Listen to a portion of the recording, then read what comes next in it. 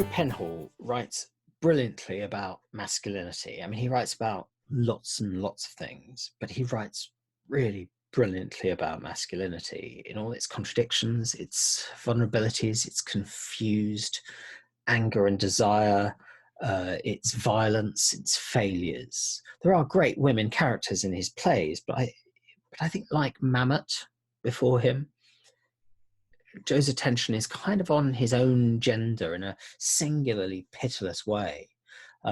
His pretty early play, Pale Horse, is a searing portrait of a desperate, lost, isolated, confused man living in a godless world of violence and drink and desire. In fact, it's so intense a portrait that actually the word portrait doesn't really describe it. We're pretty much in the main character's head the whole way through. And that head is Ray Winston's head in the original production, which I think is probably a pretty scary place to be. Those early plays are often structured around male friendships, but particularly around brothers, between whom there's often a kind of unequal need that tears them apart. There's reliable, hard-working Pete, who's forced to look after his sweet schizophrenic brother Ray in Some Voices from '94. There's high-flying Robbie and his alcoholic brother Mike from The Bullet in '98. In a way, it was kind of inevitable, I think, that when the idea was floated of a show telling the story and using the music of the Kinks, who are, I guess, the archetypal band of warring brothers, I mean, at least until Oasis came along, there could be no one better placed to write it than Joe Penhall.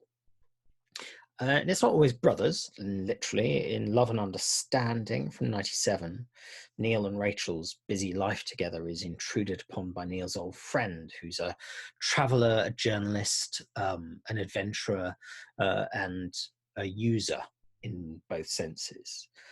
Actually, that motif of the sudden appearance or reappearance of the long-lost man, the prodigal son, bedraggled, bristling with travelers, cool, claiming some mystical enlightenment, who then turns out to be a nightmare, runs through all the plays, in fact, I've mentioned so far, and then actually on into a play like 2011's Haunted Child, which is at the Royal Court.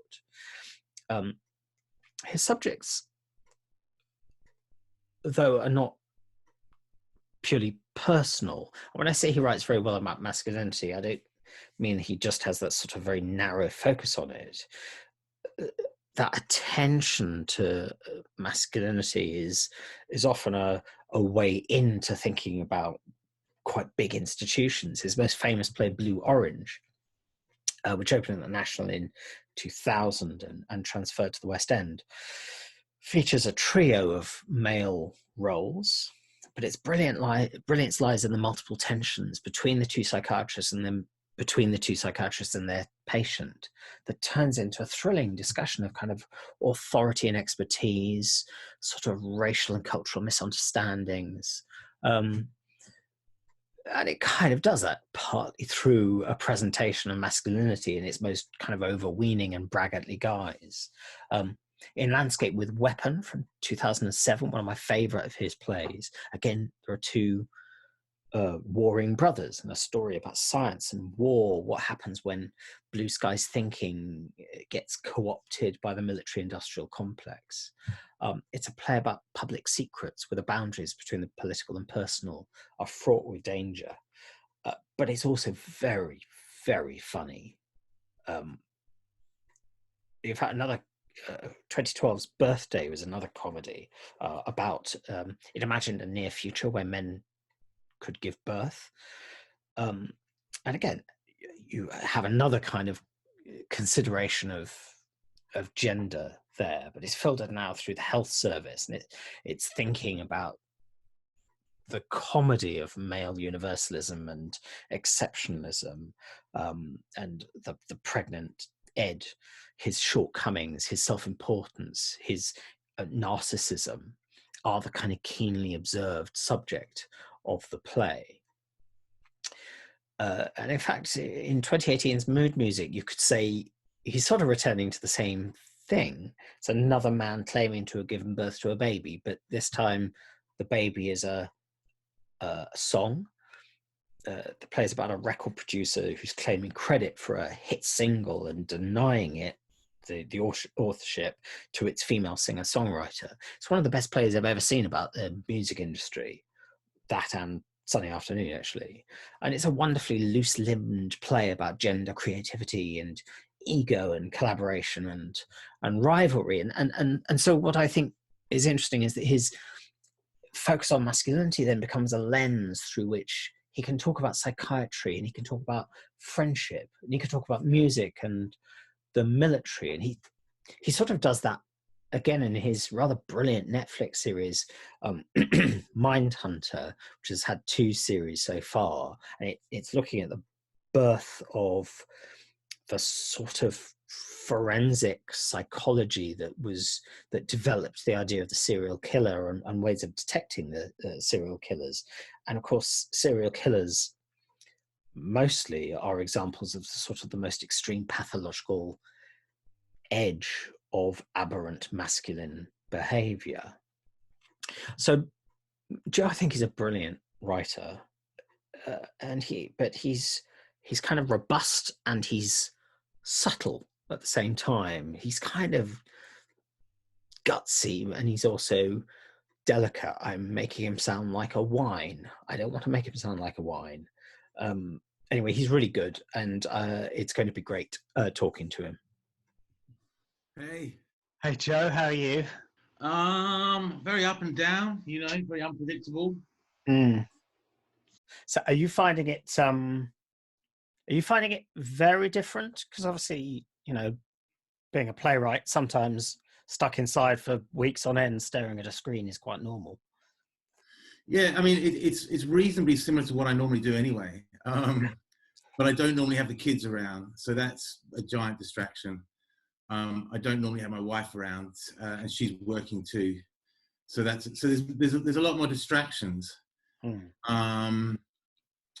But I'm also thinking differently, and I'm interested in different things, and I'm reading and researching different things, and probably writing different things, which is the big bonus of the whole thing.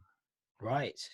Has it got in the way of, because I've spoken to quite a lot of playwrights who've had runs curtailed, or openings postponed, or TV shows that have stopped filming. Have you had anything like that? The only thing that will probably affect me is we were getting ready to tour Sunny Afternoon again.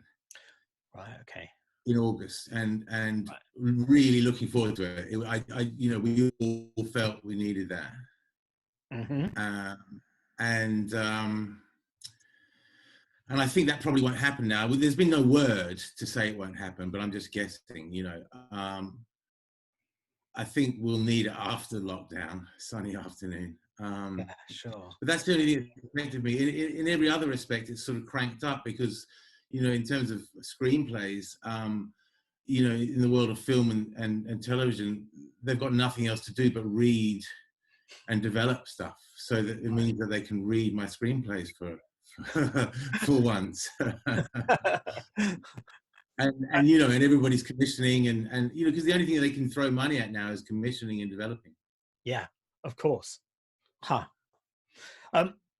So what I'd like to do is start, if I can, talking generally, if it's possible to talk generally about your stage plays, but about kind of your process. And the kind of obvious first question I want to ask is kind of typically where your plays start. And by that, I mean, do you usually start with a story idea, or a character, or an image, or a line of dialogue, or an issue you want to address? Is there a usual sort of way that gets your mind buzzing and you go, uh-oh, I think there's a play in this idea? It's hard to tell because it's sort of all of those things at once, but usually it's a character. Because really the writing for me starts with the dialogue and with the kind of things that they say and the way that they speak. Yeah. The way that somebody speaks to me is their music. And So if I'm interested in if I'm interested in writing something, I've got to be interested in the music of it, you know. So it starts with the character and more specifically the way a character speaks and the way a character thinks. Right. And then very quickly after that, it usually arrives on its own, which is a situation for the character. Sometimes they usually come together. You know, I've come across a character in a certain situation.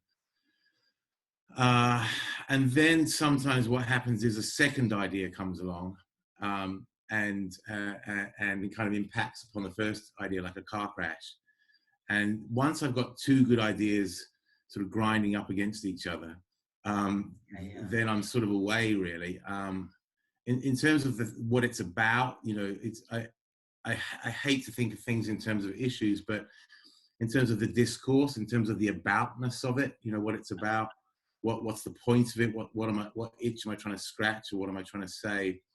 That usually arrives sort of third, really. It presents itself as being the obvious discourse or point of it, and then with all of those things, I then start to work on burnishing them and polishing them and gilding them and deepening them and making them more precise and focused, and until it's, you know, properly weaponized. And when you say you might start with a character and the way they speak and think, I mean, how would that come to you? Might that be you actually meet someone and you go, that person is extraordinary, I could imagine a character based on them? Or does it completely just comes to you as it were in a dream or whatever? It's usually people I've met, you know, or read about. It's 50-50. Half of them I've read about, half of them I've met. And if I've read about them, then there's coordinates and clues as to who they are and what they sound like and how they think. But it's all on paper, it's all abstract. Whereas if I actually meet them, if they walk into the room, if I meet them in a bar or I meet them in a gathering or a situation, then their life story, their backstory, what they're up to, their situation and context isn't necessarily presenting there and then, but how they speak and how they are and what they're probably thinking about is. So when I meet people, I'm analyzing them a bit like a surgical cross section in a biology lab, and figuring out the background, figuring out what situation they're in, figuring out what really matters to them and what could happen to them. If I'm interested in them and there's potential for a character. Even if I'm not interested in them, that tends to happen reflexively. But has any of those people you met ever been to see the play that started with them and recognized themselves? Only once or twice, because usually the character in the play I end up with so far removed, they can't see it anyway. So on one occasion it happened with a very early play, which, you know, Pale Horse, where I said to Ray Winston, I'm going to write a play for you, and it's going to be a bit you and it's going to be a bit me. But it was quite obviously, you know, him as an arbiter, an avatar, and my story, and he had no problem with recognizing himself in that. You know, that was the remit, that was the job. And then things like later on, not so much with, I mean, then I wrote a play, Landscape with Weapon, which was largely about my brother and me, and he never saw it, but he read it and he was appalled, and he hated it, and we sort of didn't speak for 2 years, really. It was so jarring for him, partly because I'd been quite cheeky in the play, partly because I'd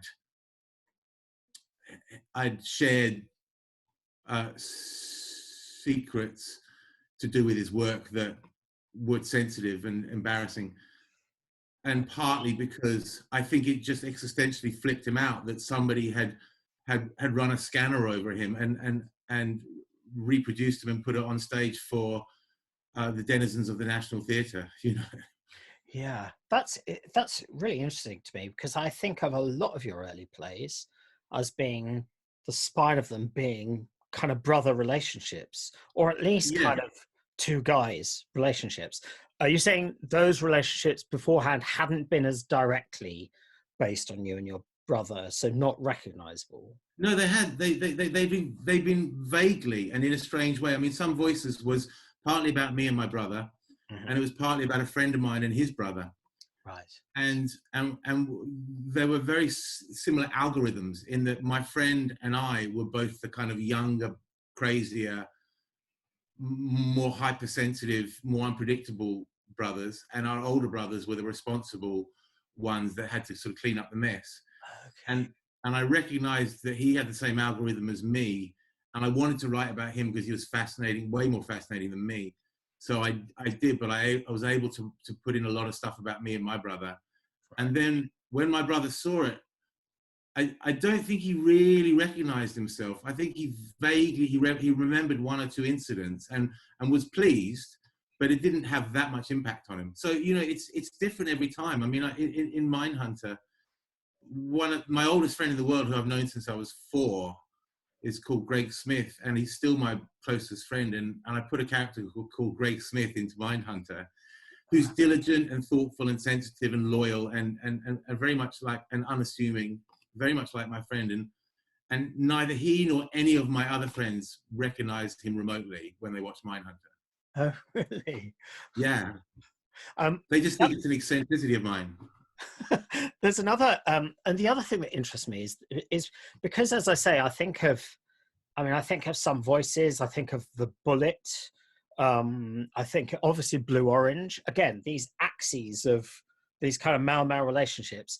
But you said kind of that it starts with a single person, and it's interesting to me that it can then become, because actually Pale Horse is a bit of an exception in that sense, that it really is about the psychology of Charles, this kind of extraordinary single character, and we almost feel like we're in his head. I don't feel so much we're in one person's head in the others. It's absolutely about the relationship between them.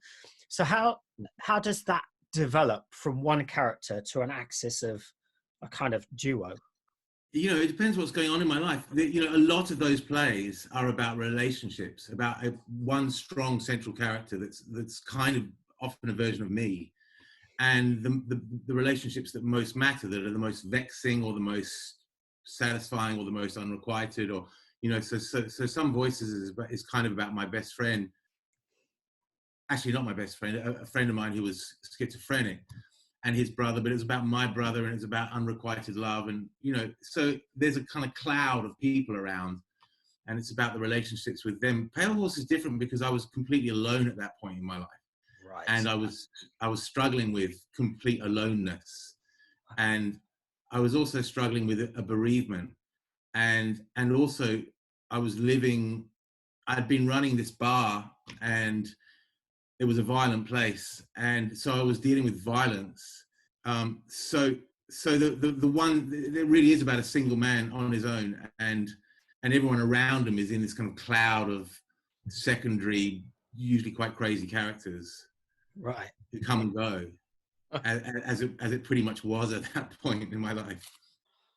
And you kind of described quite quickly the process that goes from, so you get a character, then there might be another idea that you're kind of smashing together with it, and in that a play is starting to evolve. What actually practically, what are you doing? Are you immediately trying out writing dialogue, seeing where that would go? Are you making notes? Are you taking walks and thinking? What's the process that gets you to the point where you're starting to properly write the play? Well, I'm always reading, and I consume all the newspapers and the news sites and the news channels, and I'm always listening to music. And then, to a much lesser extent, I watch films or plays. Excuse me. So there's this kind of fog of inspiration going on around me all the time, where I'm comfortable and where I'm excited, and I just read, you know, and follow what I'm interested in.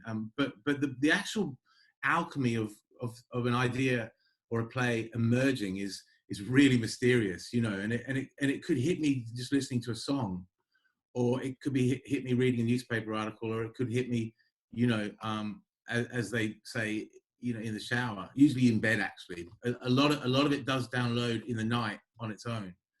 and is there waiting for me in the morning. Yeah. It's a really mysterious and kind of beautiful process of divine intervention. And I just cultivate it by reading and listening to music and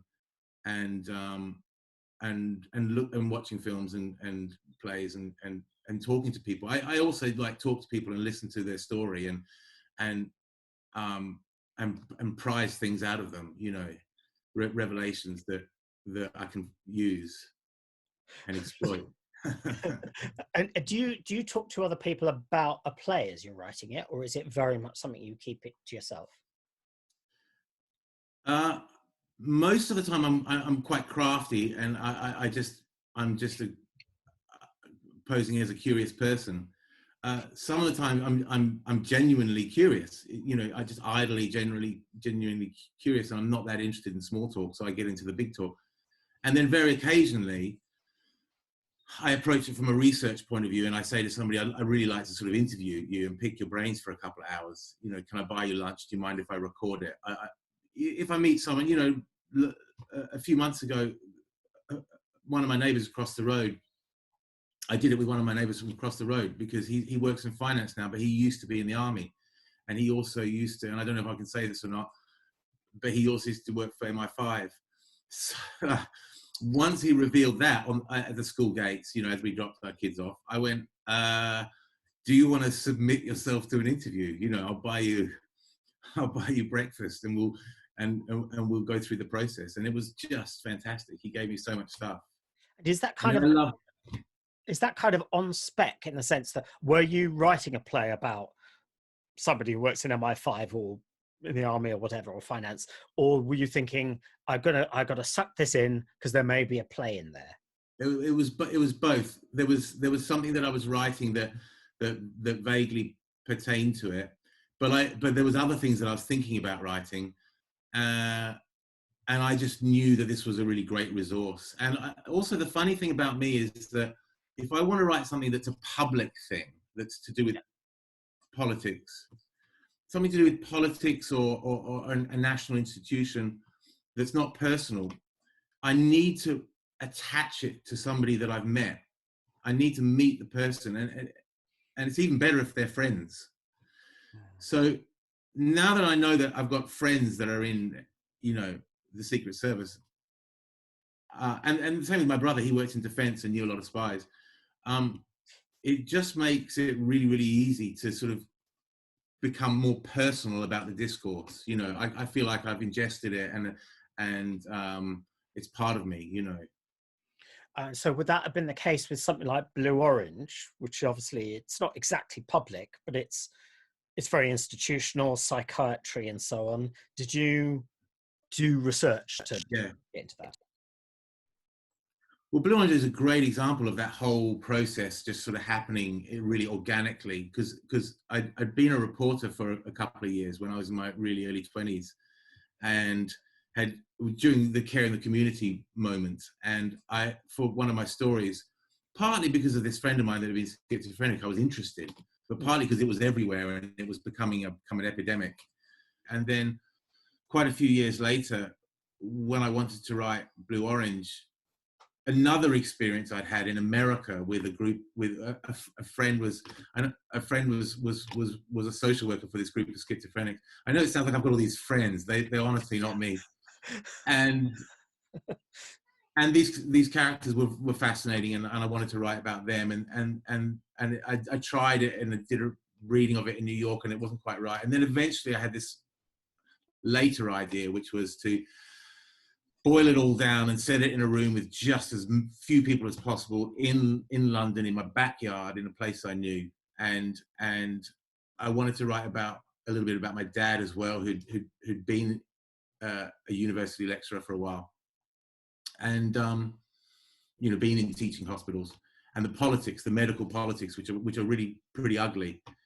And suddenly, so then, you know, I directed a reading of Speed the Plough with Samantha Morton and Mark Strong and Patrick Marber, and it was a crystallizing moment, and I suddenly went, oh shit, I just need 3 people in a chair to do this.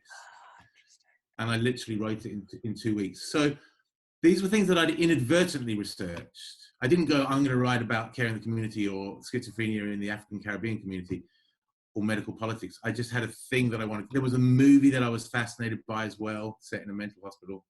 Right. Okay. It was all sorts of elements. It was multifactorial. And so, so would it be true to say that if I don't know how long the period is between kind of having the idea and writing the play, but is the actual writing of the play, as in writing the dialogue, does that happen all the way through, or does that happen kind of at the end of the process? I think what happens is that I go on this long, convoluted, frustrating wild goose chase, and I try and find things out, and I try and write things, and I try to find out what I'm thinking, and I try to find out what I want to say, and I write things, and there's lots of false starts, and I abandon them, and then I do more thinking and more reading, and also I talk to lots of people about it. I talk to my friends about it, and I say, hey, I'm going to write a play about this, and I tell them the story, and then I try and read whether they're interested or not, and if they are, and also I start to kind of hone in on what I'm doing. Eventually, I get to the point where I'm ready to write a proper draft. But I do a lot of abandoned drafts and sort of half-baked drafts that don't work out first.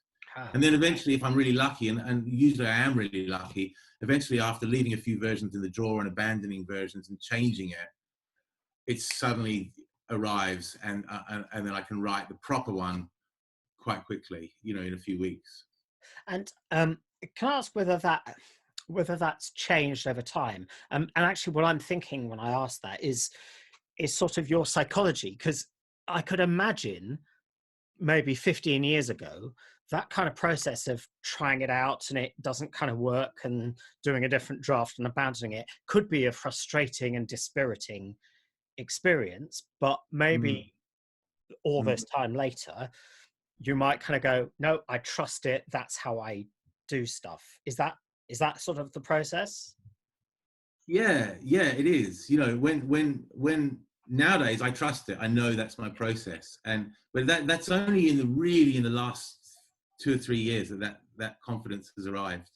Really? You know, it's incredible, but for many years I didn't really understand how it worked, and I've become very fearful trying to write a play, that it was going to go wrong, it wasn't going to work, and it usually did go wrong, and it usually didn't work. And it was a chaotic process, and it's for the life of me, I didn't know how I was going to finish the play, or where it was going to come from, or anything. Lots of false starts, and I used to sort of beat myself up about it, you know, and shame myself about all the false starts and all the versions left in the drawer, and think that I was just no good at all, and that I was doing the wrong thing, and I had no talent for it or knack for it. And it's really only in the last few years that I've realized that that's just a process, and if I trust the process, I'll get to the end eventually.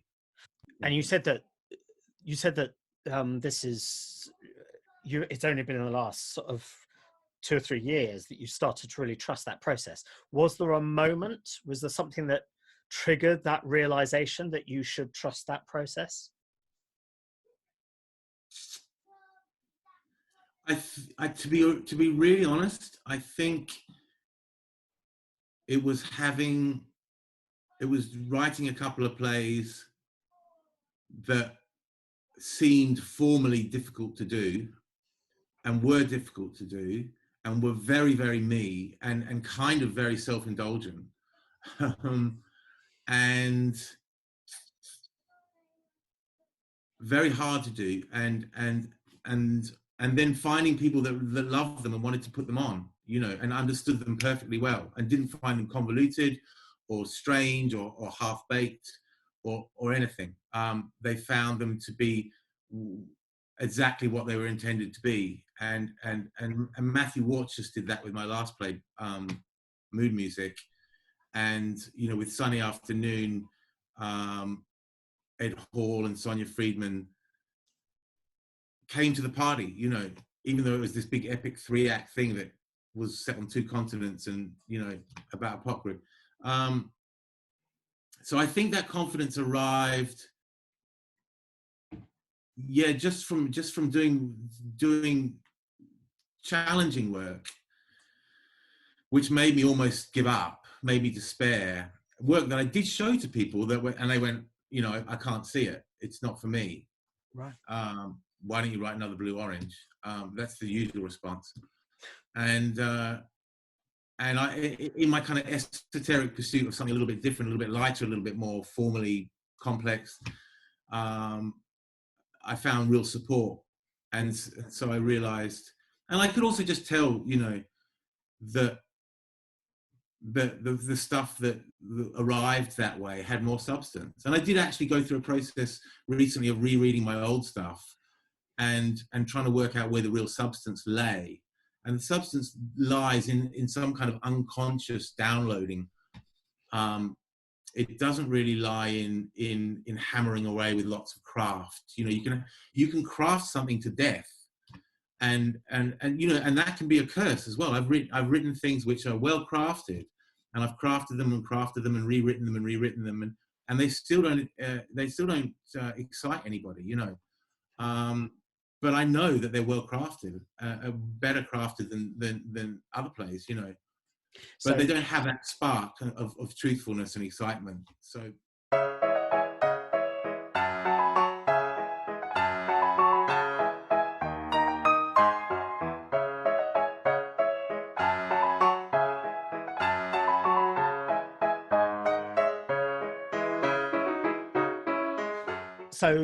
and I think you may have already answered this to some extent, but are you a planner before you start drafting? Do you have an extensive, or what kind of plan do you have before you start writing? Before I start talking, I just need to get rid of my son. William? All right, go. All right, in terms of planning, the planning is very unconscious and haphazard, but kind of assiduous. So I am, I guess, planning all the time. But I don't sit down and write a kind of geometric, Robert McKee type plan, because those things don't really work. I'm planning in the sense that I might suddenly have an encounter with somebody or an argument with somebody and think, oh, that play should be an argument play, Okay. Or, I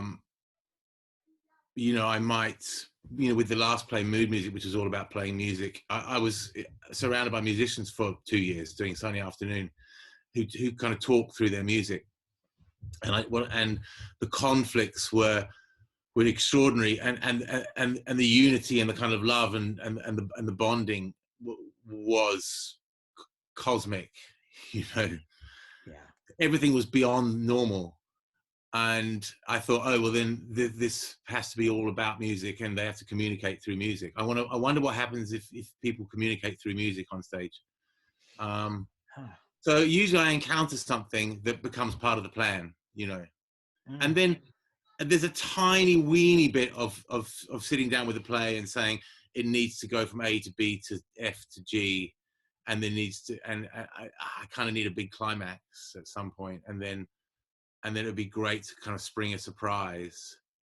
But those things aren't crucial or critical. They should just arrive. You should just cultivate the soil enough for them to arrive in the night without too much yanking, And when because you've kind of described a process where you would probably have a go at writing the play a number of different times. Do you know, as you're writing it, oh, this is going well, or is it that you get to a certain point and you then are looking back on it and saying, yeah, this has gone well? Do you know what I mean? I'm trying to describe what it's like in your body when you write, I suppose. It's really euphoric and exciting when it's going well. It's like a drug, it's like cocaine, and I get really carried away, and excited, but then I also know that it's kind of a drug and that it won't be like this tomorrow.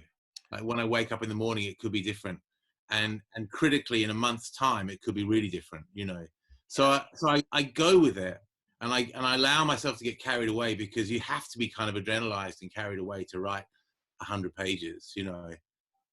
But then I know full well that I have to sort of put it in the drawer and let it cool for a bit, Yeah. and then come back and look at it in the cold light of day to see if it's any good. But you know if it's good and if it's going well, because it keeps coming, you know, it keeps churning out of you, you know. And if it's faltering and stopping and you're getting bored and you're stuck for answers, then it's probably a good indication that it's going badly, you know. Right. It's as simple as that, really. If it's fun and you're having a good time and you don't want it to stop, then it's probably pretty good.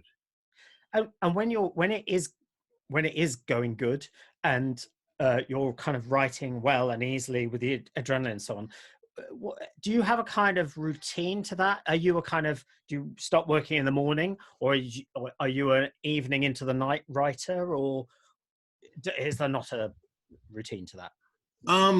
Yeah, there's a routine. I used to, like, before I had kids and everything, I used to start every morning pretty much in my pajamas, you know, first thing. I'd get up and stuff was downloading already when I woke. So I just stagger to the keyboard and start writing. And then probably at 4 PM, you know, still in my pajamas, I'd stop Right. and get myself together. And then over the years, it became more of a kind of 9 to 5, 10 to 5 thing. At the moment, I'm sort of trying to think of screen ideas, you know, film ideas and TV ideas. So getting up, I start research at 10 o'clock. I start reading and watching the news and reading books and thinking, you know. But it's a pretty much an 8-hour day, you know, or a 7-hour day. It's just that sometimes it's heavy lifting. Sometimes it's chained to the wheel writing, and that's quite hard work and tiring. And sometimes it's much more leisurely, and it's just reading and thinking and daydreaming, and you know. So a few really nuts and bolts type questions about that. When it is kind of going well, and you're getting to the end of a day's writing, how do you leave it so that you can start again the next day? Because I know there are some writers who kind of go, I will deliberately not write the scene I'm looking forward to writing, because I know that'll get me up the next morning and I will be able to go straight into it. Or do you just write notes to yourself to say this is where I was, or is it a completely different mental process for you? Both of those and more. I mean, that's a good thing to do. The first writer who ever had advice on that I came across was Hemingway, who said, you always stop when you've got more to say, Right. you know. So kind of while the tank is still full. Yeah. So I do tend to abide by that. I guess if there's a scene that I'm itching to write, I write it while it's happening, you know, while it's hot, you know, just do it, no matter how half-assed or messy or sloppy it is. If I that badly want to write it, then write it, you know. Yeah. Because you don't know what you're going to be like in the morning, you know, or the next day. You might the inspiration might have gone, you know. I often get myself into a state where I can see it and hear it so perfectly in all its kind of esoteric glory. I know that I'm looking through the prism in a strange way. I'm looking through it in a way at an angle that I might not be able to see it again in. And when you're writing a play, and this is another mental process I'm trying to get you to talk about, but are you when you're writing a stage play, are you imagining real people in a real situation speaking, or are you imagining actors on a stage speaking these lines, or both, or something else? But what happens is it starts as one, and then it crosses over into the other. So it starts as me recalling a conversation that was striking, or imagining a conversation that I want to have, or that I fear having, or that I can imagine two people having. Right. And then once I'm writing it, then I start to become aware pretty much the last thing is I become aware of how it's going to sound in the actors' mouths and what actors are going to do it. That's kind of the finishing school, really. Like imagining who's going to say it, how they'd say it, what the kind of temperature in the room is going to be in the actual theatre when people are doing it. You know, is it going to be an icy, is it going to be a slow icy exchange? Is it going to be a hot exchange? Is it going to be an obscure one, or is it going to be as simple as possible? You know, and are there going to be verbal gymnastics, or So yeah, those things. So it's a process. Yeah, and that's really interesting because it sounds, correct me if I'm wrong, it sounds like what you're saying is that the kind of play, or at least the play world, has really, really grown in your mind before you properly start writing. And actually the writing out of the play is just the sort of end point of that process of it imaginatively growing. Yeah, I'm just getting it down at that point. I'm just following instructions, Right. really just getting it down. And the really good plays, the ones that I really enjoy writing and that are usually the best ones, it's all fully formed in your mind and you're just dutifully taking it down like a stenographer, Right. Wow. Okay. And really, really nuts and bolts. You're typing presumably when you write a play, or do you handwrite? No typing, yeah. Okay. And font. What is Joe Penhall's font for writing? Traditionally it was always Helvetica, and there's a cute reason for that. And then it became for a while Courier, which is like typewriter font, and it's now gone back to Helvetica for a bit. And screenplays are obviously in sort of typing Courier font, Huh. And what's the Helvetica reason? The cute reason was that when I first started writing plays, I was very closely associated with the Royal Court, and I was in their Young People's Theatre, and they would slip me a play every now and again. Like somebody would go, Stephen Daldry would go, "This is the new David Mamet," or Ian Rickson would go, "This is the new David Mamet," or "This is the new Harold Pinter," Right. or "This is the new Carol Churchill," and you'd get it. And invariably, they seemed to be in Helvetica. And they were simple, and the writing was large, and they kind of lacked mystique.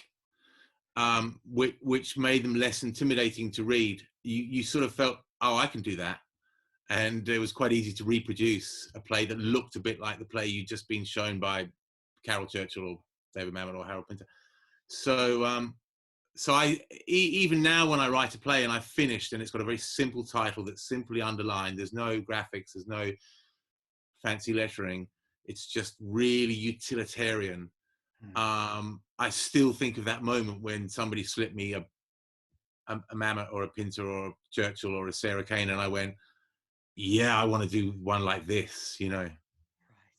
And it's also a bit like Mike Tyson was a fearsome and great fighter because he just wore black shorts and black boots and was completely unadorned. And I always sort of rather puritanically felt that if you put any energy into the lettering and the graphics on your script, you were not putting your creative energies into the right place, and it was a bit prissy, I'm afraid. Now I'm not so hung up on it now.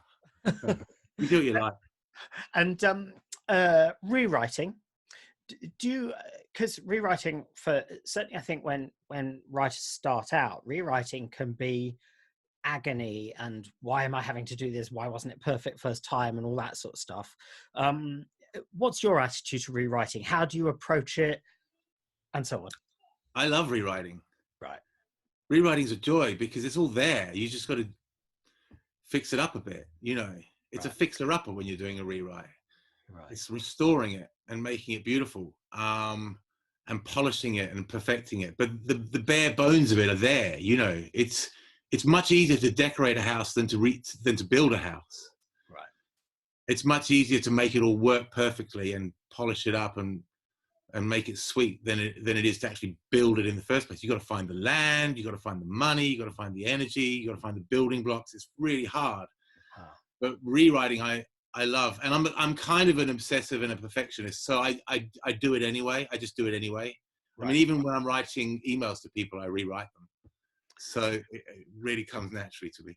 And so you've never had a situation then where rewriting is structural, is a bit architectural. It's always been more polishy and just inflect it. And Oh no! Rewriting is thoroughly structural and oh right, architectural. okay, You know, yeah. You can throw away a whole structure, or right, more often than not, what you do is you just squeeze a structure. You just push it a bit. It's a bit like music. You know, you push the tempo a bit, and it changes tempo slightly, but very significantly. Yeah, that's there's a lot of that in rewriting. It's not just dialogue. And writer's block. Have you ever had it, even briefly? And if you've had even those moments, those days where you go, it's not working for me, how do you get over it? How do you tackle those sort of mental problems? Again, I'm really relaxed about it, to be honest. You know, there are days when you just don't want to write, and that's okay. You know, just don't write. Do something else. Right. It's a job, and it's also kind of capturing lightning in a bottle, and you can't do those things every day all the time. You know, so I'm kind of ludicrously easy on myself about that, and if it's not coming, then I just think that's fine. I'll just go and do some R&D and it'll come. And research and development is great fun. You know, go out, go somewhere else, go listen to music, read something you haven't read before. You know, I've got all sorts of little tricks to get myself writing again. My problem has never been writer's block. My problem has been the exact opposite, which is I've got far too much I want to write. Right. And I don't know what's good and what the world needs and what's kind of rubbish, you know. So I leave a lot of stuff in the drawer, and that's when I'm really hard on myself. You know, I'm really hard on myself about what's good enough to show people and put on. You know, does the world need another play about men in a room? You know, does the world need another play at all? You know, I get quite hung up about that. And of course we've been talking about your stage plays, but of course you mentioned Mindhunter, which is a kind of massive big TV project. You adapted some voices for the screen, Enduring Love, The Road. You did Long Firm. That was you. Yeah, Long Firm on TV. Are TV and film very, very distinctively different disciplines in your head from writing a stage play? Yeah, they are. I think if you're a playwright and you think you can just sort of transfer it onto screenplays with a sort of software adjustment, then you're on a hiding to nothing. You know, they're really different, and the preoccupations of film and TV are completely different, and the form of them are completely different, and what the words actually are expected to do are completely different. And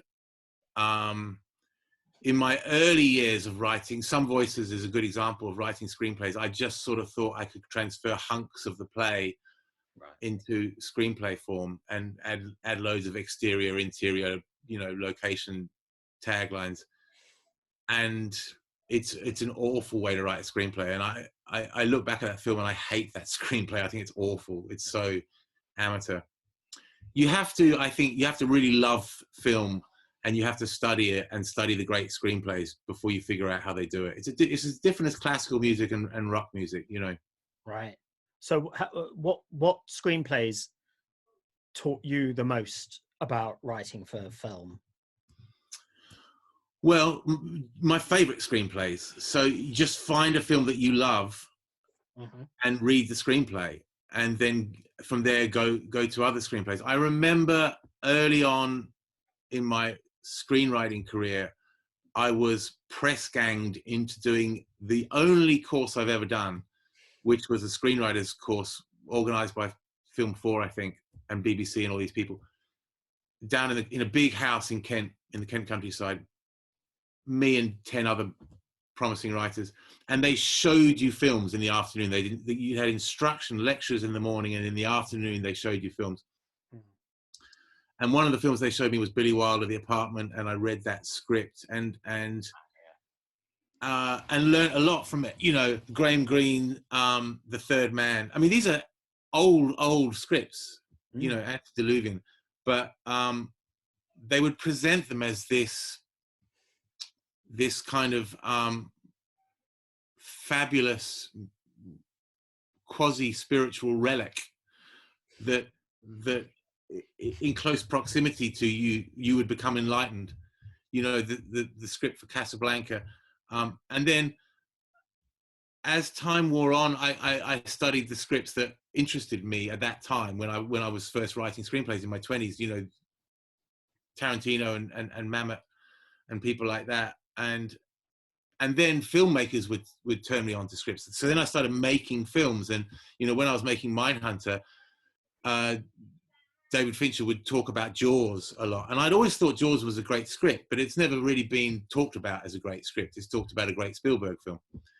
So I studied the Jaws script, and with my writer's room, I gave them all the Jaws script to read, and I still talk about the Jaws script.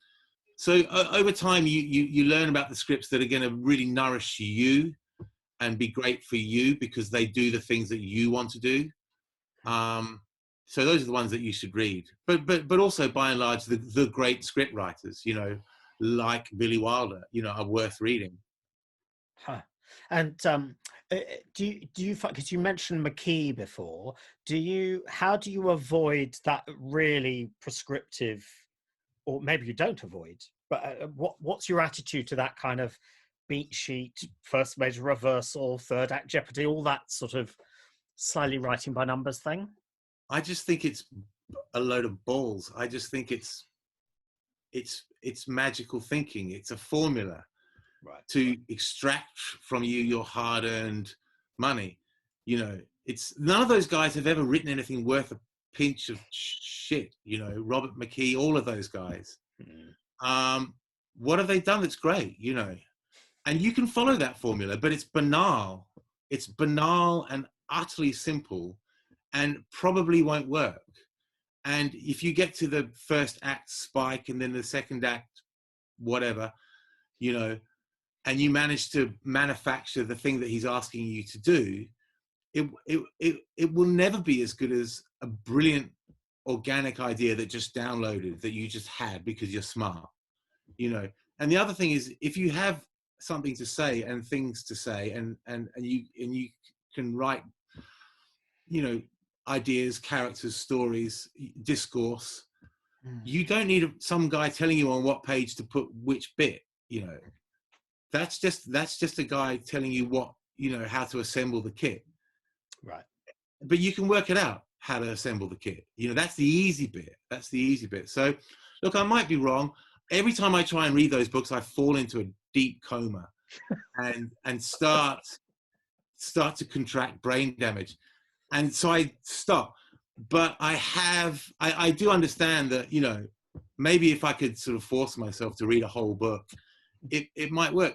But I know people that have read those books, and the way that they talk about screenplays is unmistakably brain damaged. You know, I diagnose a terrible malady there. I advise people run like the play. Read an Aaron Sorkin script, you know.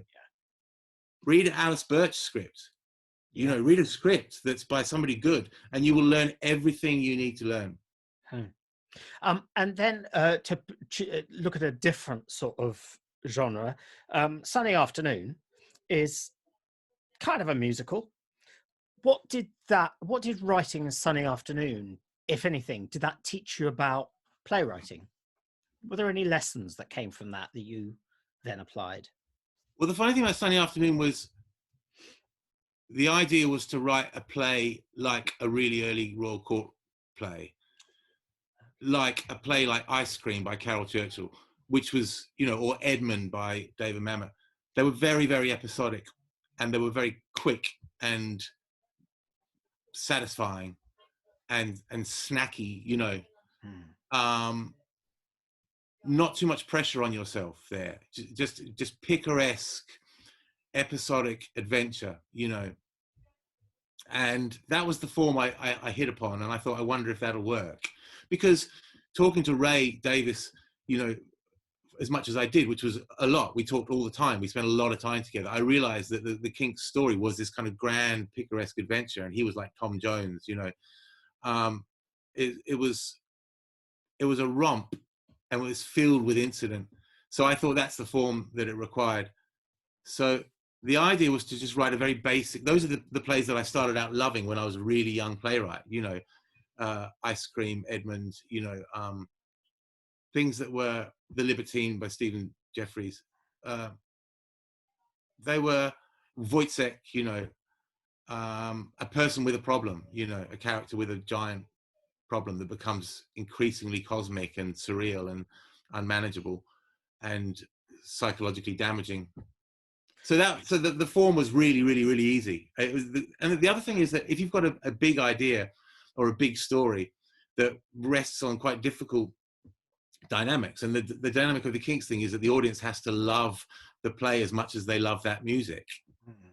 The play has to do to them what the music does to them. Otherwise, it's going to be, you know, forgotten. They're going to get bored. When you've got a big thing like that, it's a good idea to start writing it in the simplest way you can. If you've got a big discourse, like Blue Orange is a complex and you know, esoteric discourse, the best thing is to write it as simply as you can, I find. And I think specifically, and maybe there isn't anything to say about this, but the sort of the technicalities of how you write dialogue that's going to lead into a song. Was there anything you had to kind of work on there?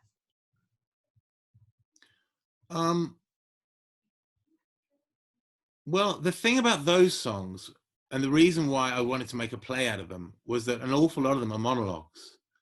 You know, the best ones are monologues. Even the early songs, like All Day and All the Night and You Really Got Me, they're short, terse, adolescent monologues to girls, you know, or to friends. But they're pretty decent distillation of what it feels like to be a young guy, you know, yearning for someone. Then there's songs that are more complicated, that are about the death, that are about bereavement, the death of Ray's sister, you know. They're good monologues too. There's a later song in that show called Sitting in My Hotel that's not a well-known song at all, but it's a fantastic monologue about suddenly becoming very well known and successful and being in a hotel in LA with a limo outside and feeling isolated and alienated, and your friends don't even really understand what's going on. They would laugh if they saw you doing that, and you start to become the product that everybody needs you to become. It's a complicated notion, that song. It's a complicated existential proposition, and the music is gorgeous. So really, I just had to get everybody to the monologue, you know, in all the ways that you normally get to a monologue in a play. There are maxims to do with when they burst into song. You know, one of the maxim is when they get to the point where they can't express themselves any other way than to burst into song. And that's true too. But coming at it from a playwriting point of view, I was more like, well, when they get to the monologue, they can't express it in any other way. They have to launch into monologue. That's the song. It's kind of the same thing. Thank you. And you talked in the previous answer, of course, about David Mamet's Edmund. And yesterday, as I was rereading Pale Horse for this, of course, I was going, I've never seen this before, like an idiot. But actually, there is something wonderfully, I mean, obviously completely relocated to a different world, and it's London and so on. But Pale Horse and Edmund, is there a connection in your mind there? Yeah, there's a connection, because obviously that structure was nickable, you know, and I love that structure. But the structure is actually much closer to Carol Churchill's Ice Cream, because she reuses characters and has the same people popping up in the second half, you know, and causing problems. It's a little bit more contained. Edmund's a lot more sprawling, and people come and go. But the critical difference is that when I was 23 or 24, I loved Edmund, and I loved this journey of this unhinged guy, you know, going to bars and going to strip joints and, you know, getting in fights, and as you do when you're a young guy, pretty uncritically. It's just a thrill ride. And it wasn't until many years later that I realized that that's a book about it's a play about reactionaryism, you know. It's a play about the alt-right, you know. It's a play about these young it's a play about the masculine sphere, you know, the macho sphere, men who can't deal with other men, with their wives, with other races, with anything much. And I didn't really even notice that when I first read it. I just thought it was a response to the madness of the big city, you know. Right. And then I realized later that it was really about white supremacy. You know, which Carol Churchill's play is not. You know, Carol Churchill's play, Ice Cream, is genuinely a response to the madness of the world, not seen through the eyes of a white separatist. It's seen through the eyes of ordinary suburban, you know, English kids that go to America. So, and I think Pale Horse shares that as well. Pale Horse sits on a bed of humanism. You know, it's about essentially a very human person who doesn't know how to metabolize grief. He doesn't know how to metabolize violence, yearning, unrequited love. He's very, very, very alone, and he's in a godless world. And he goes looking for the answers. You know, he goes to a Church of England vicar and says, possibly I'd be in less pain if I believed, you know. Whereas I think in Edmund, Mamet's character is in a godless world because he's essentially fascistic and is a nihilist. Neither is better. It's just that you learn something about the plays that you like and the plays that you write as you get older. And to my shame, I'd never noticed that in my 20s. I only noticed it as I got older. It's just interesting. It is. And you said, I mean, you've said already actually in this interview that one driver for that play was writing for Ray Winston. So there's a kind of character immediately. And then you've also said you'd experienced a bereavement, you were running a pub, you were quite lonely. I mean, are they the ingredients, or were there other important things that fed into the creation of Pale Horse?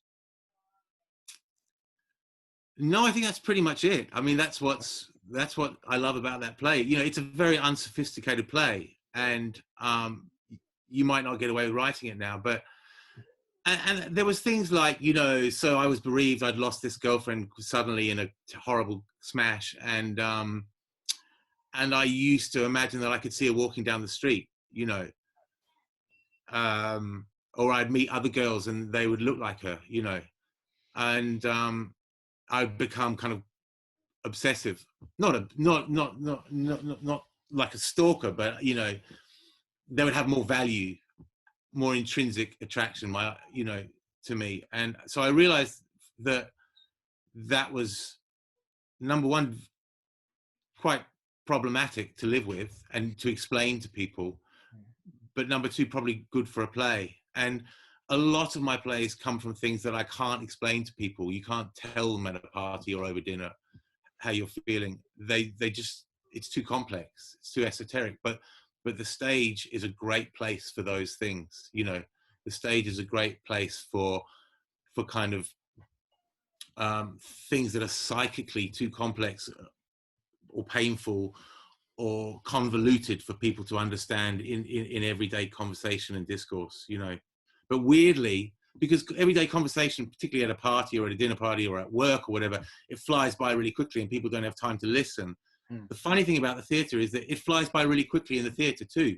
It's gone in 1 hour and a half and you don't get to turn the page back and have another look. But something about the focus and the intensity and the contract that you have with the audience demands that they listen and give consideration to it. So it was the perfect place for all those sensitive little esoteric, you know, thoughts that I was having. And this is going to be a difficult question to answer, given that you wrote it 25 years ago. But I just wonder what you remember. I think the thing that really struck me yesterday, reading it, that I love about the play is that on one level, it's this deep, it's a really dark, bleak play about living in hell. It's about grief and loss and faithlessness and so on. But on the other hand, it's very funny. and the whole way through, there's a kind of, it's not quite the word, but there's a kind of lightness to it. There's a sort of levity, almost a kind of bantery levity about everything, slight surrealism to the events that happen. Do you kind of remember how the feel of the play emerged, or was that just how you felt? No, I'd been aware for years that as a person, I could see my character was to see the funny side of most things. Right. And the writers that I started out loving were people like, you know, Charles Bukowski, who wrote about the dark side and low life and pretty abject situations, but with tremendous humor. So I knew that I wanted to write about the darkness and the abject quality of my life at the time with humor, and I was only interested in writing about it with humor. I'm still like it now, you know. I'm not really interested in the humorlessness of some plays and films and books. I'm not interested in humorlessness. It's a sign of dullness to me, you know. If you can't even bring a glimmer of wit, you know, I think a glimmer of wit is a sign of intelligence. So it has a natural, I mean, you know, in those days I wrote very unself-consciously. I didn't think too much about the tone. So some parts are incredibly dark and some parts are funny. And I didn't think an awful lot about homogenizing them and streamlining it. But when I met, it was from meeting great actors that I realized that these were the instruments that I could play my songs on, you know, that they could take care of the tone. They could go from tragic to fun, you know, and back again. And meeting Ray Winston was, and it was Ian Rickson that introduced us. And this was the genius of Ian, was that Ian understood really what I was trying to say and what I was trying to do and who I was trying to be. And he knew how to make that alive. You know, he knew how to bring it to life on the stage, and introduced me to Ray. And you know, Ray and I, we just clicked. You know, he could switch from dangerous to fun to charming to haunted and dark in the course of a conversation over a beer, you know. And so he was the perfect kind of avatar for me, because I could write this huge kind of scope of contradictory things, and he could do it effortlessly. In fact, better than effortlessly. He needed that to shine, you know. And what about Lucy? Because obviously she's an extraordinary character in the play. Was that based on someone? And also the thing that, again, the picaresque thing I love about the play is the way that suddenly she's murdered someone. Spoiler alert, 25 years later, but she's murdered someone. You know, and there's a moment in the second act where we think she's murdered someone else. I'm sort of wondering how that character came about, and then I'm also wondering whether those moments were surprises to you when you were writing the play. There were surprises to me then, and there's surprises to me now, you know. I mean, because at the time I assumed that I was just stealing it from Carol Churchill, from Ice Cream, where halfway through they sort of accidentally murder somebody. For some reason, it just struck me as the most glorious plot development, and I had to have it, you know. It wasn't until much later that I realized that I had encountered murder in my life. I did know people who were murdered, and I was obviously really exercised by that and preoccupied with that. So I did a second draft of that play where I said, guys, we should nix the murder. You know, it's too Tarantino. It's kind of nicked from Carol. I feel bad about it. You know, I feel like I've sold you a false bill of goods, because they wanted to put on the first draft. Stephen Daldry wanted to put on the first draft with Ian directing. They wouldn't have it. I wrote him a second draft where she doesn't murder somebody, and they wouldn't have it. And they told me that the first draft was more me, and it was more organic, and it was more truthful. And I didn't understand what they were talking about. I thought, you're wrong. You know, I bore a grudge for a while. Now, many years later, I see that they were right. It was more truthful, and that's why it was the better version. It's really weird. And last question. You've been writing for, well, over a quarter of a century. What have you learnt? What can you do now that you couldn't really do, or you didn't know how to do exactly when you were starting out? What can I do now that I couldn't do then?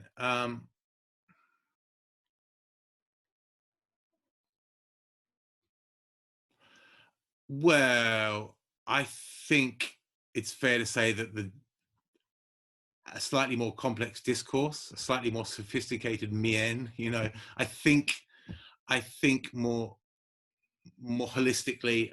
I'm less naive about the world. I think what I can do now that I couldn't do then is that I can ingest and assimilate the events around me and have a pretty good process for feeding it through the machine of my creativity and writing a play about it, however big or small. I've just written a play that's about a member of parliament, and I could never have done that when I was a lot younger, So I think it's just got more, complex and more sophisticated in a way, because those plays that I wrote then, they were one-shot things. They were shot from the hip, and it just so happened that I knew about boozing and brawling and schizophrenia, and so I got away with it, but I couldn't have written anything else really. Now I feel like I can honestly write anything, but I think what I've sort of lost along the way, in some ways, is the kind of gung-ho quality, and all writers lose it. Everybody loses it as they get older. The ability to sort of swing from the chandelier, and stick your boot in someone's face, and grab a drumstick off the table, and have a shitload of fun without being self-conscious about it. As you write more and more and more and get older, you get sort of more sophisticated, but more self-conscious and nervous and fearful. When you don't know anything, you don't know anything, so you don't really fear anything.